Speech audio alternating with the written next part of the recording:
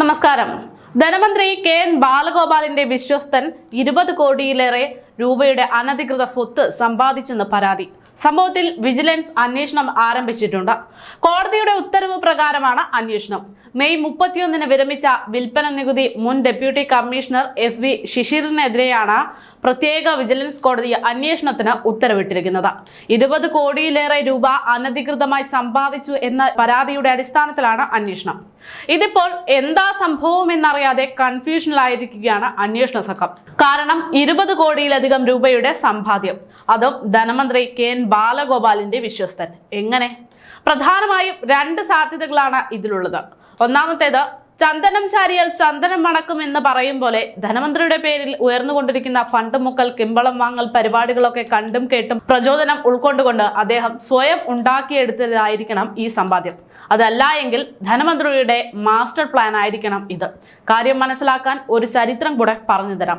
അതായത് ആദ്യകാലങ്ങളിൽ കൃത്യമായി പറയുകയാണെങ്കിൽ ഭൂപരിധി നിയമം വന്ന സമയത്ത് കർഷകർക്കും കൂടെ ഭൂമി വേണം എന്നുള്ള രീതിയിലേക്ക് നിയമങ്ങൾ എത്തിയപ്പോൾ ആ സമയത്ത് ജന്മിമാർ അവരുടെ പേരിലുള്ള നിശ്ചിത കണക്കിനപ്പുറത്തേക്കുള്ള ഭൂമി കൈവിട്ടു പോകാതിരിക്കാൻ ഒരു ശ്രമം നടത്തിയിരുന്നു.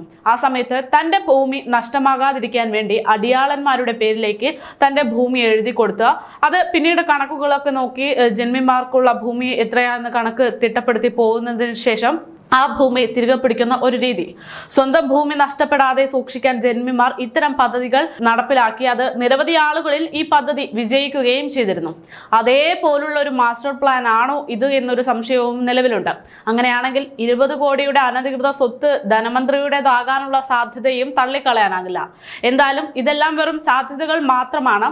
കേവലം ധനമന്ത്രിയുടെ വിശ്വസ്തൻ ഇത്ര വലിയ വളർച്ച ഉണ്ടായി എന്ന് സാധിക്കുമോ എന്നൊക്കെ ചോദിക്കുമ്പോൾ മാത്രം ഉയർന്നു വരുന്ന ഒരു സംശയം മാത്രമാണ് ഇത്.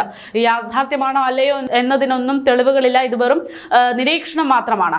എന്തായാലും നികുതി വകുപ്പിൽ ആശ്രിത നിയമനത്തിൽ ക്ലർക്കായി ജോലിയിൽ കയറിയ ശിശിറിന്റെ വളർച്ച എങ്ങനെയാണെന്നൊക്കെ അന്വേഷിക്കുകയാണ് വിജിലൻസ്.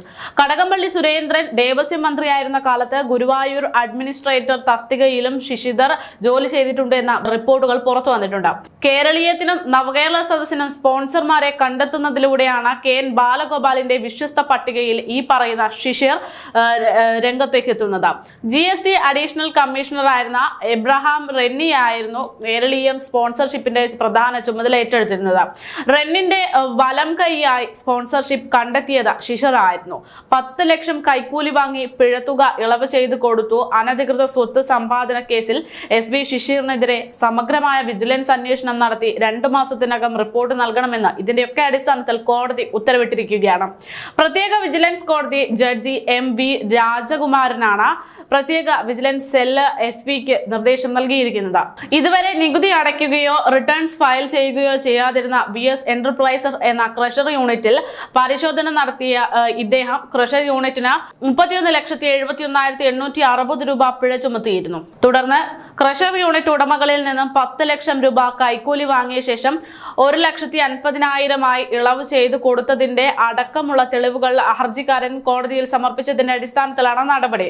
വിൽപ്പന നികുതി വകുപ്പിലെ മുൻ ഉദ്യോഗസ്ഥരും എറണാകുളം തൃക്കാക്കര സ്വദേശിയുമായിട്ടുള്ള ജോർജ് വർഗീസ് ആയിരുന്നു ഹർജിക്കാരൻ. ഇയാൾക്കെതിരെ 2018 വിജിലൻസ് തന്നെ ദ്രുത അന്വേഷണം നടത്തി പ്രാഥമിക അന്വേഷണത്തിന് ശുപാർശ ചെയ്തുവെങ്കിലും ഭരണപരമായിട്ടുള്ള സ്വാധീനം കൊണ്ട് വിജിലൻസ് സ്പെഷ്യൽ ഇൻസ്പെക്ടർ അന്വേഷണം ആവശ്യമില്ല എന്ന റിപ്പോർട്ട് നൽകുകയായിരുന്നു. ഇതിനെ തുടർന്ന് ഇയാൾക്കെതിരെ എല്ലാ വിജിലൻസ് അന്വേഷണങ്ങളും അവസാനിപ്പിക്കുകയാണ് ഉണ്ടായത്.